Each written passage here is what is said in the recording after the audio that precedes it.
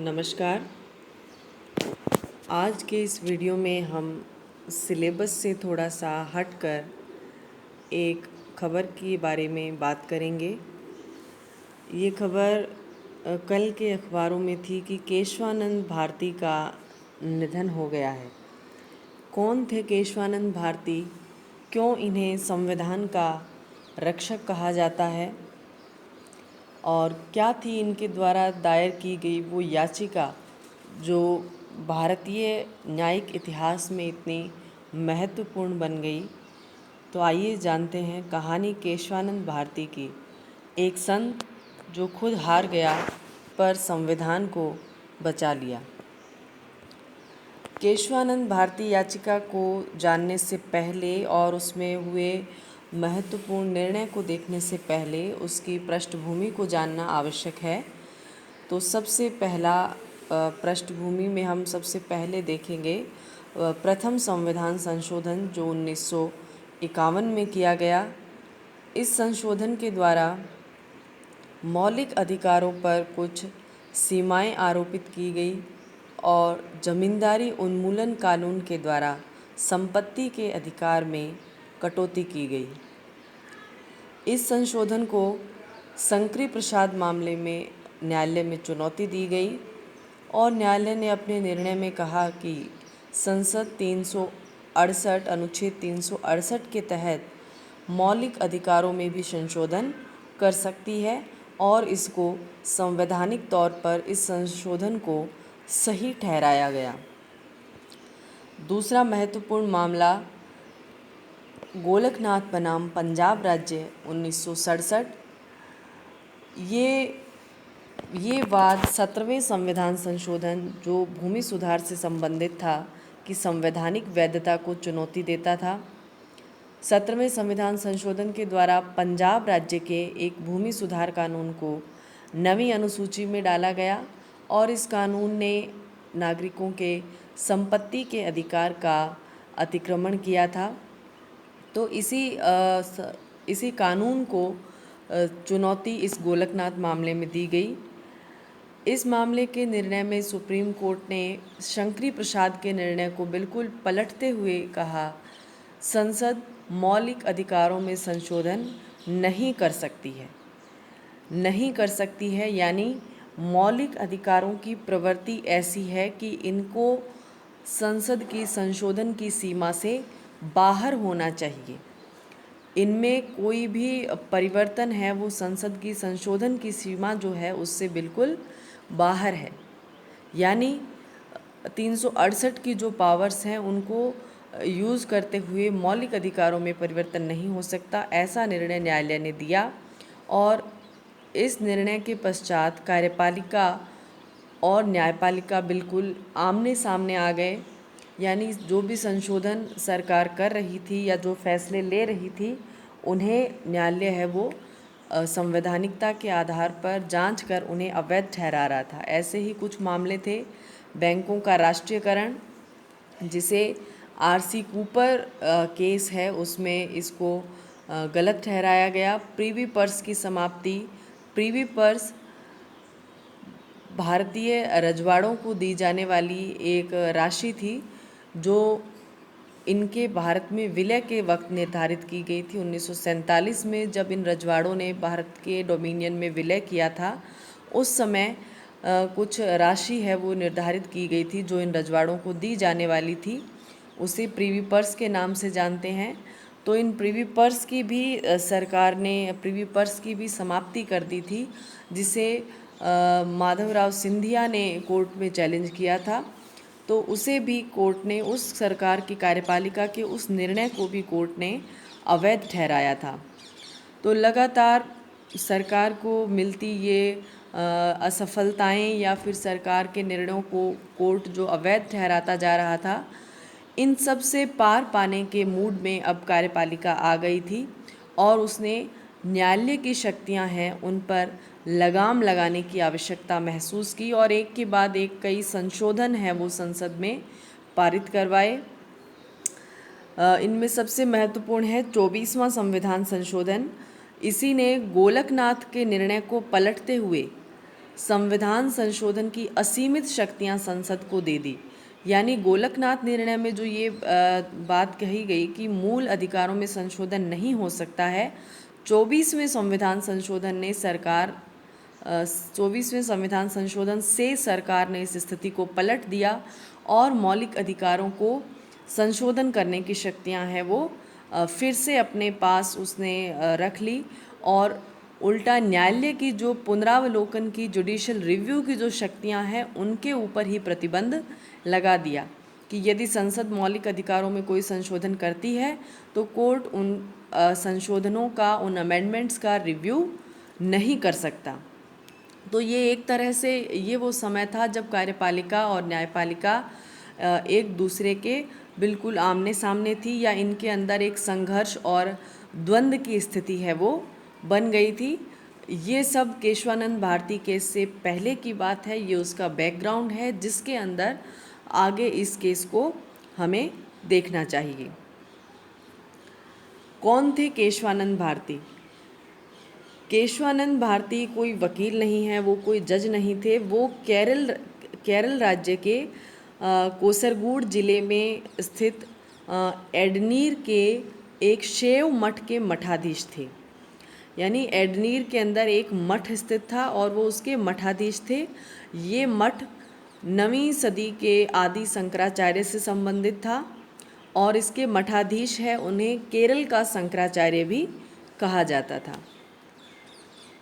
केरल सरकार ने कई भूमि सुधार कानून लागू किए थे। तो 1963 का एक भूमि सुधार कानून जिसको बाद में कई बार जिसको अमेंड किया गया, 1970 के अंदर उसने धार्मिक संस्थाओं की संपत्तियों को अधिग्रहित करना प्रारंभ किया ताकि इन संपत्तियों को रीडिस्ट्रीब्यूट किया जा सके।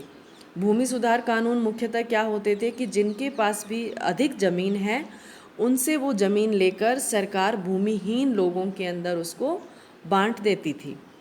तो इस तरह से धार्मिक संस्थाओं की ज़मीन भी इसकी जद में आई, इस भूमि सुधार कानून की जद में आई और उनको भी लेकर सरकार ने भूमिहीनों को बांटना प्रारंभ किया। और एडनीर मठ की जो सैकड़ों एकड़ की ज़मीन थी वो भी इस दायरे में आ गई और इस ज़मीन को भी केरल सरकार ने अधिग्रहित कर लिया। मठाधीश केशवानंद भारती इस अधिग्रहण के खिलाफ, केरल सरकार ने ये जो उनकी ज़मीन कब्जे में ली है इसके खिलाफ उन्होंने केरल हाई कोर्ट में याचिका दायर की और इस याचिका का आधार उन्होंने संविधान के अनुच्छेद 26 को बनाया जो धार्मिक स्वतंत्रता से संबंधित है। अनुच्छेद 26 के अनुसार धार्मिक संस्थाओं को चल अचल संपत्ति का अर्जन करने और उसका इच्छा अनुसार प्रबंधन करने का अधिकार दिया गया है। यानी मंदिर, मस्जिद, चर्च, गुरुद्वारे ये अपने लिए संपत्ति का अर्जन कर सकते हैं। वो संपत्ति चल भी होती है और अचल संपत्ति भी होती है। अचल संपत्ति, ज़मीन जगह को अचल संपत्ति कहेंगे, तो वैसी संपत्तियां हैं वो इन संस्थाओं के द्वारा अर्जित की जा सकती है और अपनी इच्छा के अनुसार उनका प्रबंधन है वो किया जा सकता है। तो केशवानंद जी ने कहा कि ये मठ है, ये हमारी धार्मिक संस्था जो है इसकी संपत्ति है और इस संपत्ति के या फिर ये जो धार्मिक संपत्ति के प्रबंधन का जो अधिकार है इसका उल्लंघन इस कानून के द्वारा किया जा रहा है। तो इस हमारा ये जो मौलिक अधिकार है अपनी संपत्ति का प्रबंध करने का, इसका उल्लंघन किया जा रहा है।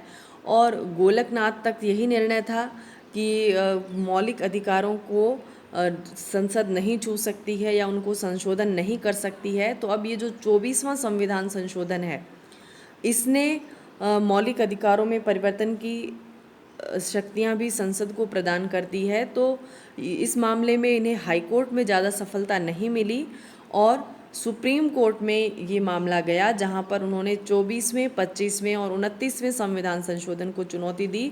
इसमें मुख्यतः 29वां संविधान संशोधन है, उसके द्वारा इस केरल राज्य के भूमि सुधार कानून को 9वीं अनुसूची में डाल दिया गया था। तो इन तीनों प्रमुख संशोधनों को इस केस में चुनौती दी गई। 9वीं अनुसूची क्या है? आप जानते हैं मूल संविधान के अंदर मात्र 8 ही अनुसूचियां थी। 9वीं अनुसूची है वो 1951 में पहले संविधान संशोधन के द्वारा डाली गई और इस अनुसूची का उद्देश्य ये था कि इस अनुसूची में जो भी कानून डाल दिए जाएं, चाहे वो कानून राज्यों के हो चाहे वो केंद्र सरकार के हो, इस अनुसूची में जो कानून डाले जाएंगे वो न्यायपालिका के दायरे से बाहर होंगे। कोर्ट उनका रिव्यू नहीं कर सकता, उनकी संवैधानिकता की जांच नहीं कर सकता, चाहे वो मूल अधिकारों का अतिक्रमण करते हों फिर भी इन कानूनों की जांच नहीं की जा सकती। तो ऐसा ही 29वें संविधान संशोधन से किया गया कि केरल के भूमि सुधार कानून जो इस मठ की ज़मीन को छीन रहा था उसे 9वीं अनुसूची में डाल दिया गया। तो स्वामी केशवानंद ने इन संशोधनों को उच्चतम न्यायालय में चुनौती दी है। सर्वोच्च न्यायालय ने पाया कि इस मामले में एक महत्वपूर्ण संवैधानिक प्रश्न निहित है। ये जो याचिका है इसमें क्या प्रश्न है कि क्या संसद के पास मौलिक अधिकारों सहित संविधान के किसी भी भाग में संशोधन करने की असीमित शक्तियां हैं। यानी संशोधन करने की शक्ति संसद को 368 से अनुच्छेद 368 से प्राप्त हुई है। तो क्या ये शक्तियां असीमित है, क्या इन पर किसी प्रकार की प्रतिबंध या पाबंदी है या नहीं। तो इस महत्वपूर्ण प्रश्न को उन्हें हल करना था। इसको हल करने के लिए एक 13 जजों की संवैधानिक पीठ या बेंच का गठन किया गया। चूँकि गोलकनाथ के मामले में 11 जजों की बेंच थी तो उस निर्णय को यदि बदलना है या उसका यदि रिव्यू करना है, उस पर पुनर्विचार करना है तो उससे बड़ी बेंच की आवश्यकता थी। तो 13 जजों की एक बेंच का गठन किया गया जो भारत के न्यायिक इतिहास की आज तक की सबसे बड़ी बेंच है। इससे बड़ी बेंच का गठन आज तक भारत में नहीं हुआ है। 13 जजों की बेंच इसमें गठित हुई और 68 दिन तक इस मामले की सुनवाई हुई और 7-6 के बहुमत से फैसला आया। यानी 7 जज जो हैं वो इस बात के पक्ष में थे कि संसद की संशोधन की जो शक्तियां हैं उनके ऊपर कुछ सीमा होनी चाहिए और 6 है वो इस बात के विपक्ष में थे, वो संसद को असीमित अधिकार देने के पक्षधर थे। तो 24 अप्रैल 1973 वो तारीख थी जिस दिन केशवानंद भारतीवाद का निर्णय आया। क्रिकेट प्रेमी इस तारीख को शायद वैसे भी याद रखते होंगे क्योंकि 24 अप्रैल 1973 सचिन तेंदुलकर का जन्मदिन है। इनका जन्म 24 अप्रैल 1973 को हुआ था। तो भारतीय इतिहास में 2 महत्वपूर्ण घटनाएं हुई है इस दिन। 24 अप्रैल 1973 को जो निर्णय न्यायालय ने दिया वो इस प्रकार था कि संसद 368 की शक्तियों का प्रयोग करते हुए संविधान के किसी भी भाग में संशोधन कर सकती है। यानी एक तरह से गोलकनाथ का निर्णय है वो इसी लाइन से पलट गया है। गोलकनाथ के निर्णय में था मौलिक अधिकारों में संशोधन नहीं हो सकता और ये निर्णय है किसी भी भाग में संशोधन कर सकती है। उस किसी भी भाग में भाग 3 भी फंडामेंटल राइट्स भी शामिल हैं। लेकिन किसी भी भाग में संशोधन करने की शक्ति है लेकिन संविधान के मूल ढांचे में बदलाव नहीं हो सकता। बेसिक स्ट्रक्चर है उसको चेंज नहीं किया जा सकता। यही वो लाइन है जो भारतीय न्यायिक इतिहास की सबसे महत्वपूर्ण सिद्धांत जो है उसकी स्थापना करती है। उसको आगे के सभी मामलों में या उसके बाद के जो सभी मामले हैं उनमें सभी कानूनों की या कार्यपालिका के जो कार्य हैं उनकी जांच इसी कसौटी के ऊपर रखकर आज तक की जाती है। क्या है डॉक्ट्राइन ऑफ बेसिक स्ट्रक्चर? संविधान का आधारभूत ढांचा क्या होता है? आधारभूत ढांचे का मतलब है संविधान के अंदर कुछ ऐसे प्रिंसिपल्स निहित है, संविधान की कुछ ऐसी भावनाएं हैं जिनको बदल देने का मतलब है संविधान को पूरी तरह से नष्ट कर देना, खत्म कर देना। यानी संविधान को परिस्थितियों के अनुसार बदला जाना चाहिए, लेकिन वो बदलाव ऐसे नहीं हो सकते कि संविधान की मूल भावना को ही नष्ट कर दे। यानी संसद संशोधन करते करते ऐसा नहीं कर सकती है कि भारत में लोकतंत्र को समाप्त करके राजतांत्रिक प्रणाली शुरू कर दे। ये क्या होगा, बिल्कुल से संविधान को नष्ट करने के समान होगा। तो ऐसी शक्तियाँ संसद के पास नहीं हैं। ये अप्रत्यक्ष रूप से एक सीमा संसद के ऊपर लगाई गई है, उसके संशोधन करने की शक्तियों पर एक लगाम लगाई गई है। इसी को हम डॉक्ट्राइन ऑफ बेसिक स्ट्रक्चर या आधारभूत ढांचे का सिद्धांत, मूल ढांचे का सिद्धांत कहते हैं। ये सिद्धांत जर्मनी के संविधान से प्रेरित है। जर्मन संविधान में एक इटर्निटी प्रिंसिपल, इटर्निटी क्लोज है, यानी एक ऐसा प्रावधान जर्मन संविधान में रखा गया है जिसके अनुसार इस संविधान की कुछ मूल बातें हैं, कुछ मूल सिद्धांत हैं, उनको किसी भी परिस्थिति में बदला नहीं जा सकता है। तो उसी इटर्निटी क्लोज से प्रेरणा लेते हुए भारत के सर्वोच्च न्यायालय ने इस सिद्धांत को दिया कि भारत के सिद्धांत में भी ये भावना निहित है, भारत के संविधान में ये भावना निहित है कि कुछ मूल बातें हैं, उनमें बदलाव नहीं हो सकता। अब इस मूल ढांचे में क्या क्या तत्व शामिल हैं, क्या संविधान का मूल ढांचा है, कौन इसे परिभाषित करेगा? चूँकि ऐसी कोई बात संविधान में कहीं नहीं आई है कि ये संविधान का मूल ढांचा है, तो कौन इसको परिभाषित करेगा? चूँकि भारत के सर्वोच्च न्यायालय को संविधान की व्याख्या का अधिकार है, तो उसने ये जो सिद्धांत है इसका क्या मतलब है या कौन से तत्व इसमें शामिल है, इसका निर्धारण करने का अधिकार भी न्यायपालिका ने स्वयं के पास रखा है। और समय समय पर कोर्ट के सामने प्रस्तुत होने वाले जो वाद होंगे, जो केसेस होंगे, उनमें इसका निर्धारण किया जाता रहेगा। लेकिन इसी वाद में कुछ ऐसे तत्व हैं जो बताए गए हैं कि ये भारत के संविधान के मूल ढांचे में निहित हैं। वो है संविधान की सर्वोच्चता, यानी ना तो न्यायपालिका सर्वोच्च है, ना ही संसद सर्वोच्च है। ये जो सुप्रीमेसी की लड़ाई केशवानंद भारती केस से पहले न्यायपालिका और कार्यपालिका में चल रही थी, इसको एक विराम देते हुए भारतीय संविधान की जो सत्ता है उसको इसमें सर्वोच्च ठहराया गया है। और स्वतंत्र न्यायपालिका, संसदीय शासन प्रणाली, स्वतंत्र व निष्पक्ष चुनाव, ऐसे कुछ तत्व हैं जो भारत के संविधान के मूल ढांचे में, बेसिक स्ट्रक्चर में शामिल हैं। और ये लिस्ट एग्जॉस्टिव नहीं है, यानी सिर्फ इतने ही तत्वों को हम भारत के संविधान का मूल ढांचा नहीं कह सकते। समय समय पर अन्य तत्व है वो भी इसमें शामिल किए जाएंगे।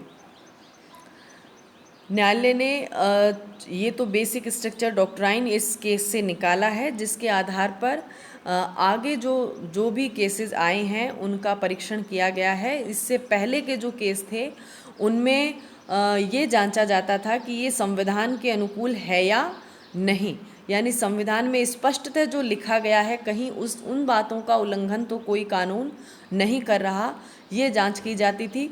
लेकिन अब जांच का दायरा है वो बदल गया है। अब किसी भी कानून को बेसिक स्ट्रक्चर की कसौटी के ऊपर ही जांचा जाता है कि ये कहीं संविधान के मूल ढांचे का उल्लंघन तो नहीं करती है। तो इस तरह से इस केस ने आगे की दशा और दिशा को बिल्कुल बदल दिया है।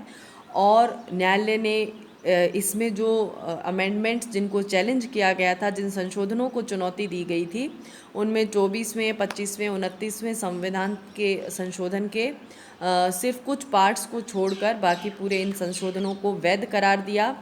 लेकिन संसद की जो संशोधन की शक्तियां हैं उनको सीमित कर दिया। केशवानंद मठ भारती है, वो अपने मठ की संपत्ति को नहीं बचा पाए, क्योंकि 29वां संविधान संशोधन जिसने केरल के भूमि सुधार कानून को 9वीं अनुसूची में डाला था उसको वैध करार दिया गया, उसका रिव्यू नहीं किया गया और इनकी संपत्ति है उसका अधिग्रहण को वैध ठहरा दिया गया। लेकिन उनकी इस याचिका से भारतीय न्यायिक इतिहास को अपना वो फैसला मिला जो आज तक न्यायिक पुनरावलोकन की कसौटी बना हुआ है। इस फैसले का खामियाजा कुछ जजों को भी उठाना पड़ा। इस फैसले के वक्त भारत के 13वें मुख्य न्यायाधीश थे Sarvamitra Sikri, S M. Sikri, justice S M. Sikri, जो 24 अप्रैल 1973 को इस फैसला आने के अगले ही दिन रिटायर होने वाले थे और भारत के नए मुख्य न्यायाधीश हैं उनकी नियुक्ति की जानी थी। तो ये जो शक्तियाँ, संसद की शक्तियाँ सीमित कर दी गई थी, इससे कार्यपालिका यानी हमारी सरकार है वो काफ़ी नाराज़ हुई और उसने A.N. रे को तीन जजों की वरिष्ठता को लांघ कर उनको सुप्रीम कोर्ट का मुख्य न्यायाधीश है वो नियुक्त कर दिया। मुख्य न्यायाधीश की नियुक्ति के संबंध में ये परंपरा रही है कि वरिष्ठतम जज है उसी को मुख्य न्यायाधीश बनाया जाता है, लेकिन इस फैसले के बाद जस्टिस शेलात, जस्टिस हेगड़े और जस्टिस ग्रोवर जैसे वरिष्ठ जज होने के बावजूद A.N. रे जैसे कनिष्ठ जज है उनको CJI का पद दिया गया, क्योंकि ये तीनों जज उन 7 लोगों में शामिल थे जिन्होंने संसद की शक्तियों को सीमित कर दिया था और A.N. रे उन 6 जजों में शामिल थे जो संसद की असीमित शक्तियों के पक्षधर थे। A.N. रे को मुख्य न्यायाधीश नियुक्त किया गया और इस मामले के बाद A.N. रे ने भी इस उपकार का या फेवर जो है उसका बदला चुकाने के लिए एक रिव्यू बेंच का गठन किया कि ये जो केशवानंद भारती का निर्णय है उस पर पुनर्विचार के लिए एक बेंच गठित की गई। उसको संभवतः उसको बदलने के इरादे से एक बेंच का गठन किया गया। उसमें फिर से केशवानंद भारती के जो पक्षकार वकील थे नानी पालकीवाला वो उपस्थित हुए और उन्होंने बहस की और उन्होंने पूछा कि किसके आग्रह पर ये रिव्यू बेंच है वो गठित की गई है और अंततः तमिलनाडु या फिर गुजरात राज्य की अपील के बारे में बताया गया कि इन राज्यों ने इस पर पुनर्विचार याचिका दाखिल की है, लेकिन इनके एडवोकेट जनरल, इनके वकील उस समय सर्वोच्च न्यायालय में मौजूद थे और उन्होंने ऐसी किसी याचिका दायर करने से इनकार कर दिया और A.N. रे को उस बेंच को भंग करना पड़ा। तो लब्बो लुआब ये है कि आज भी ये बेसिक स्ट्रक्चर का जो सिद्धांत है वो भारत के संवैधानिक इतिहास में, भारत के संविधान में इसको हम कानूनों को परखने की कसौटी ये आज भी बना हुआ है और इसी के द्वारा संवैधानिकता की जांच की जाती है। धन्यवाद।